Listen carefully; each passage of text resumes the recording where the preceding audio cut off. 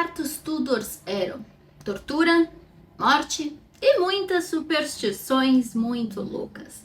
Você já se perguntou como seria dar à luz sem anestesia, sem higiene adequada e cercada de práticas bizarras? Pois é, no período Tudor, entre 1485 e 1603, o parto não era só um evento importante, era uma roleta russa entre a vida e a morte. Agora imagina só, naquela época as mulheres enfrentavam tudo isso com a ajuda de parteiras que usavam remédios caseiros, muitas superstições e, em casos extremos, médicos que sabiam pouco ou nada sobre partos. Se você acha que hoje em dia o processo já é difícil, espera até conhecer as bizarrices que rolavam naquela época. Oi, coroados e curiosos, eu sou a Steph e hoje vamos mergulhar na história sombria e fascinante dos métodos de parto da época Tudor. Vamos falar de tudo: superstições estranhas, técnicas que pareciam saídas de contos medievais. E aí, você teria coragem de encarar um parto Tudor? Fica comigo até o final, porque essa história tá cheia de curiosidades inacreditáveis. Na época Tudor, a expectativa de vida já era baixa, girando em torno de 35 a 40 anos. E o parto era um dos principais fatores que contribuíam para essa estatística baixa. Afinal, não existiam vacinas, antibióticos ou métodos minimamente eficazes para prevenir complicações. Quando uma mulher ficava grávida, ela sabia que enfrentaria riscos altíssimos durante o parto. Mas, por que mesmo diante de tanto perigo, elas continuavam engravidando? Bem, além da falta de métodos contraceptivos, havia uma forte pressão social. Naquela época, a maternidade era vista como principal e às vezes única missão da mulher. Isso valia tanto para mulheres comuns quanto para rainhas e nobres, que tinham a responsabilidade de garantir herdeiros. No caso da realeza, a pressão era ainda maior. Não gerar filhos, especialmente homens, podia colocar todo um reinado em risco. Um exemplo clássico disso é o bifão do Henrique VIII, que se casou 6 vezes na tentativa de garantir um herdeiro homem. Sua terceira esposa, Jane Seymour, conseguiu dar à luz a um filho, o futuro Eduardo VI, mas morreu poucos dias depois devido a complicações pós-parto. Muita gente diz que ela morreu por causa da depressão pós-parto. Não, na verdade, hoje em dia, os historiadores consideram que ela teve uma infecção, por causa dos métodos que você vai ver já já, que não levavam em conta nem um pouco a higiene. De qualquer forma, dá para imaginar a tensão durante esses partos? Diferente de hoje, onde a gente tem equipes médicas preparadas, naquela época tudo dependia da experiência das parteiras, que tinham pouco ou nenhum conhecimento científico. Além da probabilidade alta de mulheres morrerem pós-parto, a mortalidade infantil era extremamente alta. A lógica das famílias era simples: quanto mais filhos, maior a chance de alguns sobreviverem até a vida adulta. Estatísticas indicam que cerca de 30% das crianças não passavam do primeiro ano de vida e metade morriam antes de completar 5 anos. Agora, você consegue imaginar o impacto emocional disso? As mães Tudors não só enfrentavam o risco de morte a cada parto, como também tinham que lidar com uma perda constante de filhos. E apesar de tudo isso, continuar engravidando era a única alternativa, especialmente para mulheres da nobreza e da realeza, que carregavam a responsabilidade de gerar herdeiros para dar continuidade às linhagens familiares. Além da pressão social, existia também o fator religioso. A igreja, seja católica ou anglicana, via a maternidade como um dever sagrado, e a ideia de evitar filhos era um pecado. Por isso, os métodos anticoncepcionais, quando existiam, eram secretos e geralmente ineficazes. Assim, a única forma de controle de natalidade para algumas mulheres era a abstinência. Mas, convenhamos, não era exatamente uma solução viável, especialmente em casamentos reais, onde a produção de herdeiros era uma exigência até política. E se você acha que entendeu o tamanho do problema, vamos piorar um pouco mais. A medicina Tudor era tão rudimentar que mesmo quando uma mulher conseguia dar à luz, o perigo estava longe de acabar. O período pós-parto era igualmente arriscado, já que as infecções causadas pela total falta de higiene eram muito comuns. Não havia noção de higiene básica, como lavar as mãos antes de tocar na gestante ou esterilizar qualquer tipo de instrumento usado durante o parto. As intervenções médicas, quando aconteciam, geralmente pioravam a situação, levando a infecções graves e também hemorragias fatais. Mas olha que curioso, mesmo sem entender o que causava as infecções, algumas parteiras desenvolveram o hábito de lavar as mãos em água morna antes do parto. Elas acreditavam que isso purificava as mãos, afastando energias ruins. Embora essa prática não fosse universal, já era um indício de que a experiência prática levava alguns cuidados, mesmo que poucos, de higiene. Agora vamos falar das parteiras. Na época Tudor, ser parteira não era apenas uma profissão, era uma missão de vida. Essas mulheres acumulavam seu conhecimento com base na prática e observação, passando suas técnicas de geração em geração. Não havia livros de medicina acessíveis, nem escolas para formar profissionais de saúde e nem escolas para mulheres, no caso. Então, elas tinham aprendido tudo na prática ao longo dos anos. E quer saber uma curiosidade interessante? Embora as parteiras não fossem oficialmente reconhecidas como médicas, algumas eram tão respeitadas que eram chamadas para atender só os membros da nobreza. Em certos casos, elas recebiam até presentes valiosos das famílias ricas, uma forma de agradecimento por seu trabalho. Outra coisa importante, elas não eram apenas responsáveis pelo parto, elas também acompanhavam a gestante durante a gravidez, oferecendo conselhos práticos sobre alimentação, repouso e o uso de ervas medicinais. Além disso, muitas vezes elas atuavam como conselheiras emocionais, ajudando a lidar com o medo e a ansiedade que cercava o parto. O treinamento de uma parteira geralmente começava cedo, quando meninas jovens acompanhavam suas mães ou avós durante os partos. Essas jovens aprendiam a identificar sinais de complicações e preparar remédios caseiros feitos com ervas. Não existiam, então, livros médicos acessíveis, muito menos hospitais. Todo o processo era conduzido dentro das casas, em ambientes até improvisados. E por falar em remédios, as parteiras Tudor não contavam com medicamentos modernos, mas tinham um vasto conhecimento sobre ervas e plantas medicinais. Elas preparavam chás, ungüentos e infusões com ingredientes que prometiam aliviar a dor, acalmar a gestante e até acelerar o trabalho do parto. Elas usavam muita camomila para reduzir a ansiedade e acalmar os nervos, arruda, que elas acreditavam que ajudava a purificar o corpo e prevenir infecções, sálvia, empregada para estimular as contrações uterinas, e linhaça, que era usada para preparar cataplasmas que aliviavam dores musculares. Essas ervas, embora não fossem uma solução definitiva, ofereciam algum alívio às mulheres, que não contavam com nenhum tipo de anestesia ou analgésico eficaz. Algumas parteiras chegaram a desenvolver suas próprias receitas secretas, combinando várias ervas em proporções específicas. Essas receitas eram guardadas às 7 chaves e passadas apenas para aprendizes de confiança. Como a ciência médica ainda era precária, a grande parte do que envolvia o parto na época Tudor estava cercado de superstições. Acreditava-se que as forças sobrenaturais podiam intervir no nascimento, trazendo boa ou má sorte.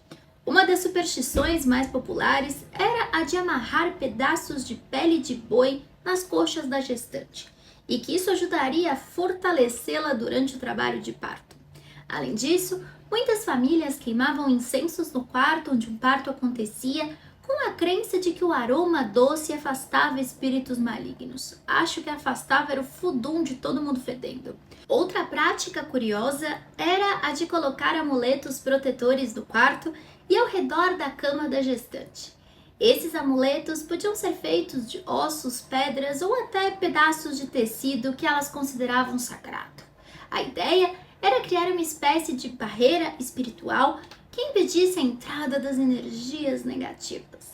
E como que elas davam à luz? A ideia de dar à luz deitada, como é comum hoje em dia, era praticamente inexistente. As mulheres adotavam posições que curiosamente faziam mais sentido do ponto de vista fisiológico. A gravidade era vista como uma aliada importante no processo. e por isso as posições verticais eram as preferidas. A posição mais utilizada era a de cócoras, mas em algumas regiões da Inglaterra as mulheres também optavam por ajoelhar-se, apoiando-se em algo à frente, como uma cadeira. Outra alternativa bastante comum era o uso da cadeira de parto, que possuía uma abertura no meio para facilitar a saída do bebê. Essa cadeira contava com encostos e braços laterais que permitiam à gestante se segurar durante as contrações mais fortes. E olha que curioso, as parteiras já sabiam, por pura observação, que essas posições facilitavam o parto, porque ajudavam a descer o bebê de forma mais natural. Hoje, muitos estudos modernos confirmam que as posições verticais reduzem a duração do trabalho de parto e também a necessidade de intervenções médicas. E as cadeiras do parto não eram exclusividade da Inglaterra. Em várias partes da Europa, essas cadeiras eram ricamente decoradas, especialmente nas casas nobres, onde cada detalhe mostrava o status da família. Apesar das posições corretas, a falta de higiene era o problema maior, que mesmo em um parto bem-sucedido, fazia com que a recuperação do pós-parto fosse arriscada. Então, você já parou para pensar como seria dar à luz em um ambiente sem qualquer tipo de limpeza ou esterilização? Pois é, esse era o cenário enfrentado pelas mulheres Tudor. Naquela época não existia a noção sobre bactérias, infecções ou a importância de lavar as mãos. As mulheres, então, às vezes as parteiras tocavam a gestante sem levar as mãos, usavam os mesmos panos para vários partos e reutilizavam instrumentos sem qualquer tipo de limpeza. Isso fazia com que as infecções fossem extremamente comuns, principalmente nos dias que seguiam o nascimento. Uma das infecções mais temidas era a febre puerperal, que se desenvolvia rapidamente e podia matar a mãe em questão de dias. Essa condição, hoje controlada com antibióticos, era praticamente uma sentença de morte naquela época. E aí você deve estar perguntando, mas e quando os médicos interviam? Não ajudava? Infelizmente, não muito. Os médicos só eram chamados, em último caso, quando a situação já havia saído de controle. E mesmo assim, eles não eram garantia de sucesso. A verdade é que muitos deles evitavam atender partos por considerarem uma tarefa inferior, é sério, exclusiva das mulheres. Aí, quando finalmente interviam, a situação ficava mais complicada. Um dos procedimentos mais temidos era o uso do gancho obstétrico, uma ferramenta de metal usada para retirar o bebê em casos de obstrução no canal do parto. Esse método, além de muito doloroso, quase sempre resultava na morte do bebê e, além disso, sérias lesões para a mãe. Tá difícil gravar hoje com esse calor. Outro procedimento utilizado era a cesariana, mas não do jeito que a gente conhece hoje. Na época Tudor, ela só era feita se a mãe tivesse falecido durante o trabalho de parto com o objetivo de salvar o bebê. Como não existia uma anestesia nem técnicas eficazes de sutura, o procedimento era tão arriscado que quase nunca era realizado enquanto a mãe ainda estivesse viva. Uma curiosidade é que a cesariana só começou a se tornar uma opção viável a partir do século XIX, com o avanço da anestesia e das técnicas de asepsia. Além disso, era um procedimento de altíssimo risco, usado então só em situações extremas. Aí agora a gente chega no pós-parto, que é quando o verdadeiro desafio começava. No período Tudor, ele era considerado quase tão arriscado quanto o parto em si. Mesmo após dar à luz, a mulher continuava exposta a complicações sérias, como hemorragias, infecções e a febre puerperal, como eu comentei. Hoje a gente sabe que elas eram causadas por bactérias, mas na época era atribuída a influências malignas ou desequilíbrios emocionais ou espirituais. As parteiras, que já tinham desempenhado papel crucial durante o parto, continuavam presentes nos dias seguintes, como já comentei, garantindo que a mãe descansasse e ajudando na recuperação. Para prevenir complicações, eles recomendavam o repouso absoluto de 40 dias, a quarentena, período em que a mãe era dispensada de qualquer tarefa doméstica e recebia cuidados exclusivos. Pelo menos aí ela parava de ser empregada dos outros.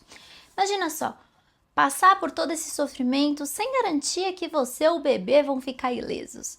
e ainda sem entender exatamente o que causa esse risco. Além do repouso, a alimentação era considerada fundamental para a recuperação.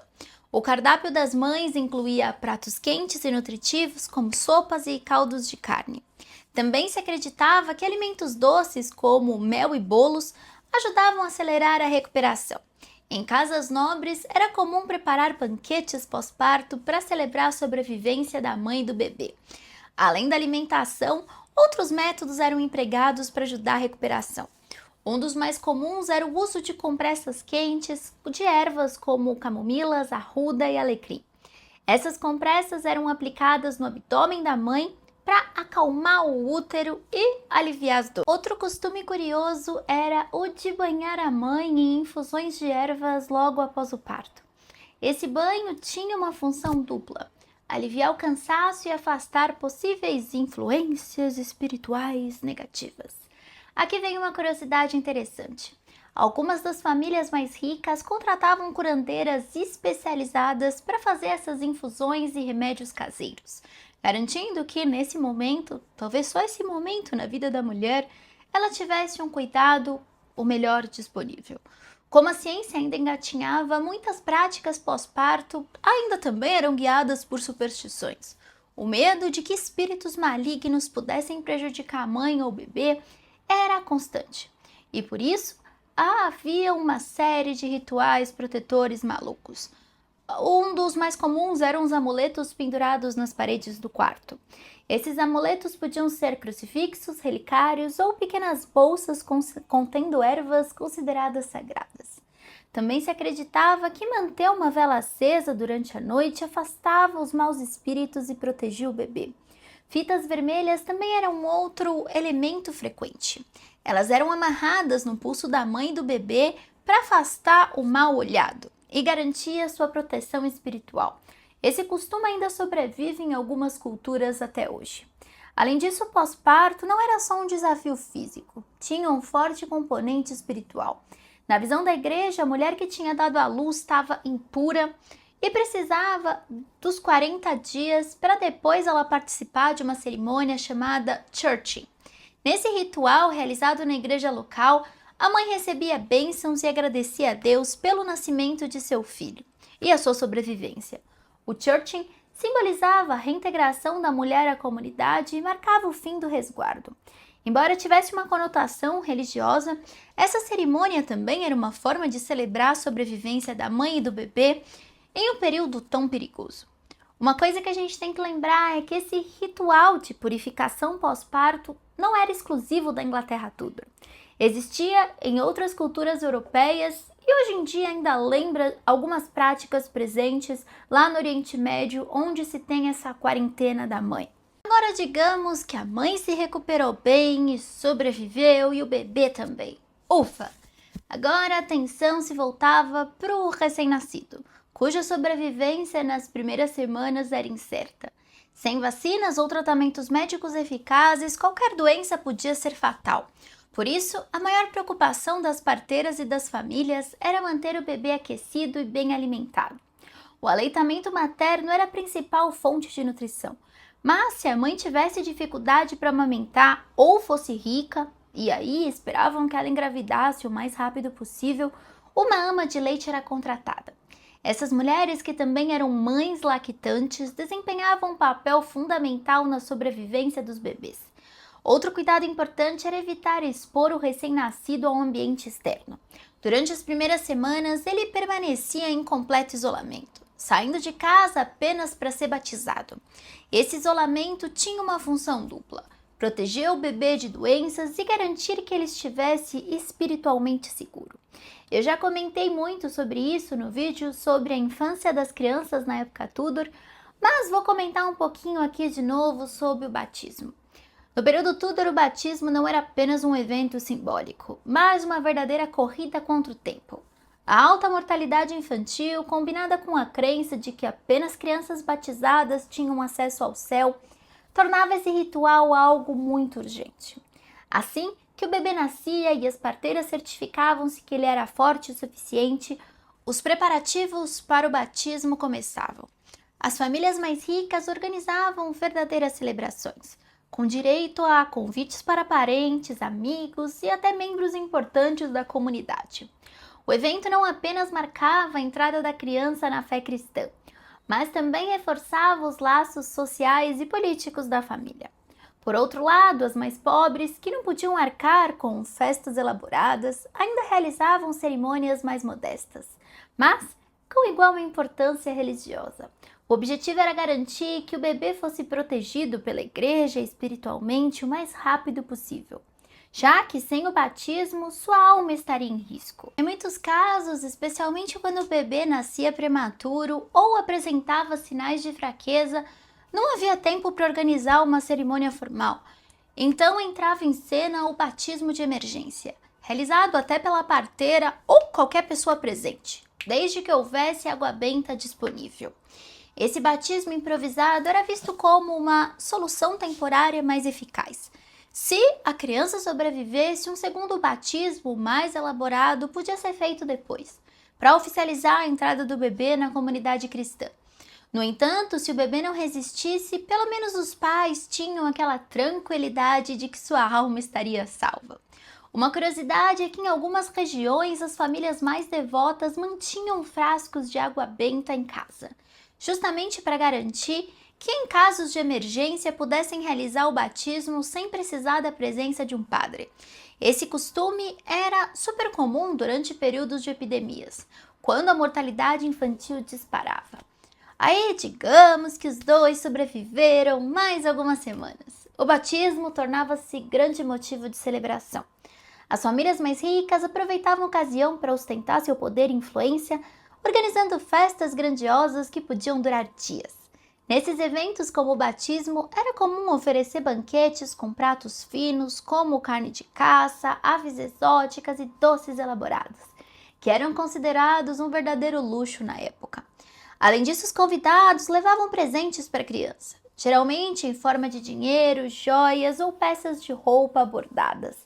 Segundo relatos encontrados em documentos da época, algumas comunidades tinham a tradição de dar pequenas recompensas às parteiras que conseguiam garantir a sobrevivência de mãe e filho, como forma de reconhecimento pelo seu trabalho árduo. Essas recompensas variavam de alimentos, peças de tecido ou utensílios domésticos. E a gente não pode esquecer a figura das curandeiras. Enquanto as parteiras cuidavam do parto, do pós-parto, as curandeiras eram chamadas para lidar com problemas mais complexos ou situações que exigiam intervenções espirituais. Essas mulheres que dominavam o uso de plantas medicinais e rituais de proteção desempenhavam um papel até controverso. Eram respeitadas por suas habilidades, mas vistas com desconfiança pela igreja. Muitas curandeiras também tinham conhecimentos que iam além da medicina popular. Elas sabiam preparar amuletos, poções e ungüentos que prometiam afastar o mal e trazer sorte. E embora fossem essenciais em várias comunidades, frequentemente precisavam lidar com acusações de bruxaria, especialmente em períodos de grande instabilidade social. E a infância?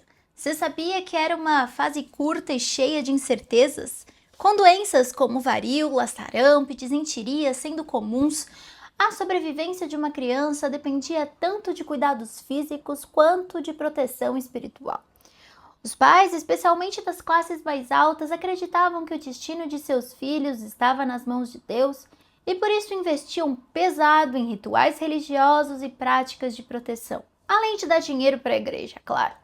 Logo, após o batismo, que simbolizava a entrada oficial da criança na comunidade cristã, começava um período de cuidados intensos. As mães, ainda se recuperando do parto, contavam com a ajuda das parteiras e das curandeiras para garantir que o bebê se mantivesse saudável. O aleitamento materno era essencial, mas a gente sabe que normalmente quem assumia era a ama de leite. Mas a alimentação não era o único cuidado necessário. A higiene, embora precária para os padrões atuais, era uma preocupação constante. As parteiras recomendavam banhos frequentes e infusões de ervas como camomila e alecrim, que segundo elas ajudavam a fortalecer o corpo e afastar doenças. Algo bem estranho é que algumas famílias acreditavam que enrolar o bebê em panos apertados, uma prática chamada faixamento, ajudava a moldar o corpo e garantir que ele crescesse forte e saudável. Essa prática era tão comum que muitos retratos da época, como esse daqui, mostram bebês completamente enrolados, com apenas o rostinho à mostra. E depois de toda essa jornada pelo passado, ficou claro que se tem algo que você não queria encarar, era um parto na época Tudor. Sem anestesia, sem higiene, superstições e ainda com uma chance enorme de morrer. A cada nascimento, mães e bebês enfrentavam um verdadeiro teste de resistência, não apenas físico, mas também emocional e espiritual. Hoje, com todo o avanço da medicina, a gente consegue olhar para trás e perceber como as práticas daquela época eram assustadoras. Mas ao mesmo tempo é impossível não admirar a coragem e a força daquelas mulheres, que mesmo diante de tanto risco e tantos abortos também, não desistiam de trazer novas vidas ao mundo. Agora, será que daqui a 500 anos as pessoas vão olhar para as nossas práticas atuais e pensar a mesma coisa? Enfim, se você curtiu essa história cheia de curiosidades, se inscreve no canal para não perder nada. A gente tem vídeo todos os dias, sempre às 8 da noite. Faça chuva ou faça sol. Um beijo e até amanhã.